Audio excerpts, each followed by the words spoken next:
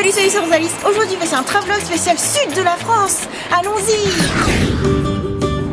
C'est ma région préférée de la France, la Dolce Vita, le soleil, les montagnes, la mer Méditerranée. Et là, on vient d'atterrir à l'aéroport de Nice, qui au passage est le premier aéroport français à obtenir la neutralité carbone. Quelque chose que j'adore quand je voyage en direction de Nice, c'est que quand on arrive vers le sud, on voit des magnifiques montagnes enneigées. Ensuite, on voit la mer magnifique avec l'écume en haute mer. Et tout d'un coup, on s'en rapproche de la côte de Nice et c'est le bleu pur, le bleu lagon. Et ce bleu lagon, c'est ce que j'adore dans la mer Méditerranée.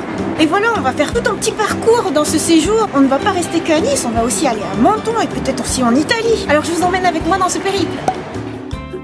Alors ça y est, on est arrivé à destination. On est à Menton, c'est juste une des plus belles villes de France. Et tout de suite, on est super bien accueillis par le meilleur ami de mon chéri et sa famille. C'est juste trop bien. Et aussi, on a fait des petites courses dans un super endroit. Ça s'appelle Nice Riviera, c'est flambant neuf. Il y a plein de produits bio et italiens. Et aussi plein de produits véganes. C'est génial. Yeah. Et en plus, on a le soleil, il fait super bon, super chaud. Enfin voilà quoi, c'est le sud de la France. Et donc, nous sommes à Menton et nous avons retrouvé nos amis, c'est-à-dire Kaivan et Aude.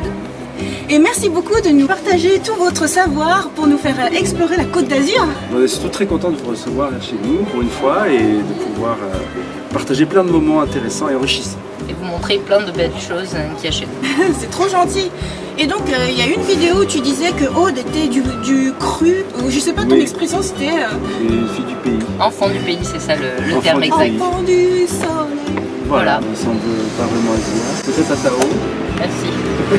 Avec de beaux soleils. C'est juste à côté de Monaco, c'est la frontière de Monaco. Enfin, une des frontières de Monaco. Ça touche quasiment Roquebrune. Voire même bon aussi, ça touche Roquebrune, il y a une frontière. Oui. Voilà. Merci pour ce point sur la géographie. Et voilà, et grâce à eux, on va explorer la Côte d'Azur, ça va être génial. Allez, c'est parti. Tous en train. C'est parti. Oh, et alors où est-ce qu'on est maintenant? À Sainte-Agnès. À Sainte-Agnès. Le plus haut village du littoral d'Europe. Un village qui surplombe la baie de Menton et de Roquebrune. On va découvrir la vue alors. La vue est à couper le précipice.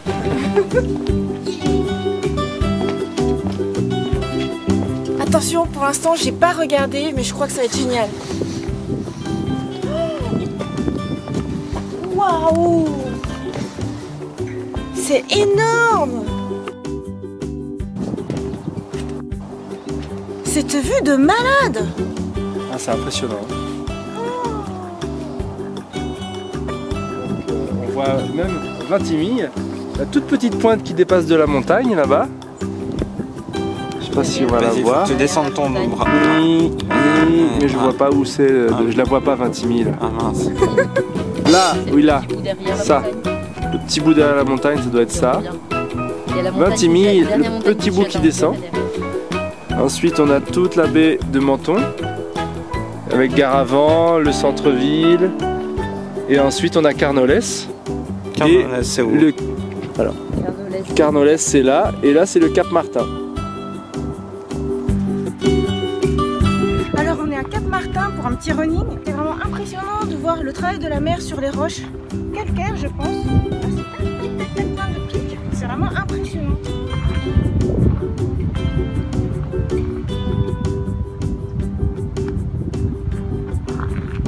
Et donc de ce côté c'est Menton, de là où on vient.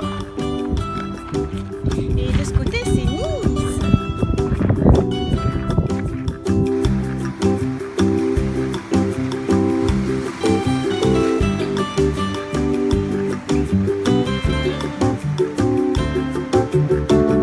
Ce que je trouve magnifique, c'est vraiment le fait de voir toutes les côtes avec les montagnes couvertes de verdure et le fait qu'il y ait le soleil qui scintille sur la mer par là-bas.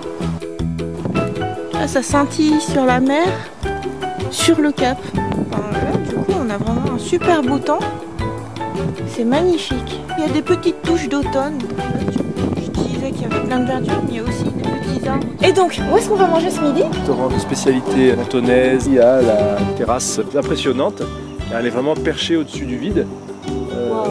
Et justement, j'avais un request, je voulais manger du barbagian. Apparemment, dans ce restaurant-là, il y a une assiette mentonnaise avec Des barbagians, de la tourte à blettes, et de la tourte à la courgette, et de la saladière. Donc plein de bonnes choses. Moi je ne peux plus prendre de tourte à la ablette depuis qu'on a mangé la tienne. Voilà, mais j'avais peut-être même dans l'idée ce soir d'essayer de faire des barbecue vegan complètement à la maison. Mais voilà. Bon bah allons-y. Des commentaires sur le lieu? Eh bien écoute, on n'était jamais allé jusque là et c'est très joli je trouve. Pour te dire, on venait de là, de ce tunnel. Ce tunnel là, et on est passé par ce sentier, plein de gravier. Alors, ensuite c'était la méga côte.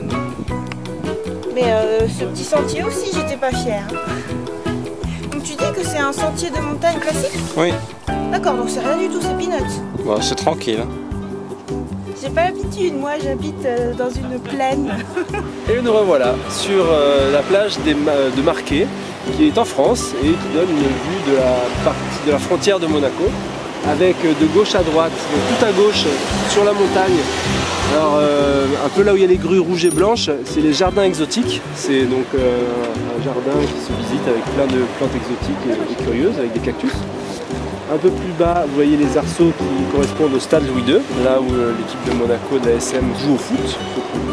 Et sur la partie droite, on voit les différents bâtiments de Monaco. Alors, il y a des bâtiments qui sont des HLM, les premiers bâtiments un petit peu moins travaillés. Et au bout là-bas, où la façade est un petit peu plus travaillée, c'est des bâtiments beaucoup plus luxueux qui correspondent à des bâtiments d'habitation de Monaco. Du quartier Fontvieille, qui est un quartier construit sur la mer principalement. Voilà. En fait, on longe la mer, on longe la côte, c'est sublime. Et en plus, on va attraper le coucher du soleil. En fait, on voit déjà la lune de ce côté, mais de ce côté, c'est le coucher de soleil. Super balade.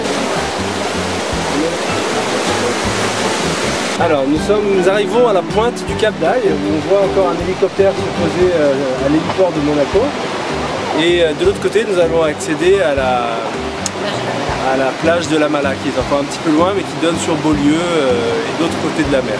C'est une petite plage isolée très agréable. Une des plus belles plages du monde ou de France. Accessible par le sentier ou par les escaliers. Et on voit le chemin qu'on a parcouru là. Et voilà, et pendant que les nuages se rapprochent dangereusement, vous avez réussi votre mission, c'est ça? Oui, voilà, on a mis un Pokémon. Et donc Morgane, même en promenade en sentier, fait du Pokémon Go. J'ai attrapé un hippotrampe. Là, il y a un gros nid.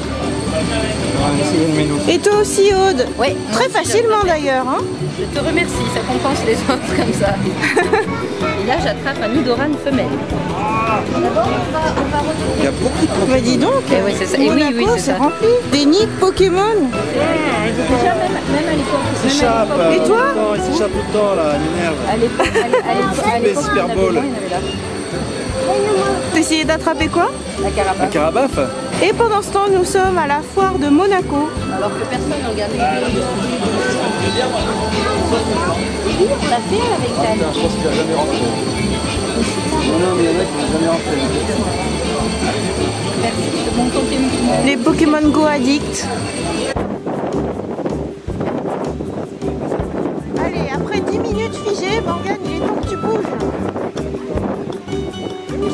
Sans arrêt. Mais quand on prendra le café, allez, quand on prendra le café, on verra. Allez, regardez la mer là. C'est clair. C'est une exploration bien périlleuse pour des dresseurs Pokémon, hein. Franchement, regardez son écran tout en grimpant.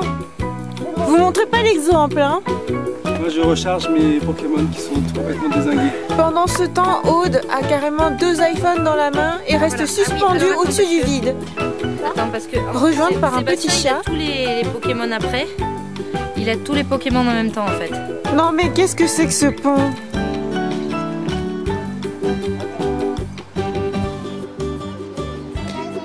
Mais qu'est-ce que tu me fais faire? Alors aujourd'hui on va tout là-haut sur la montagne, au château de Sainte-Agnès.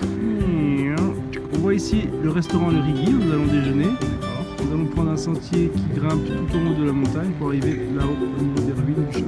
Merci pour toutes ces expériences, hein, Voilà. parce que je n'aurais jamais fait cet alpinisme haute voltige, chose super dangereuse que je n'aurais jamais fait. Voilà. Bah à Nantes, Sans lui. c'est difficile à Nantes d'en faire aussi.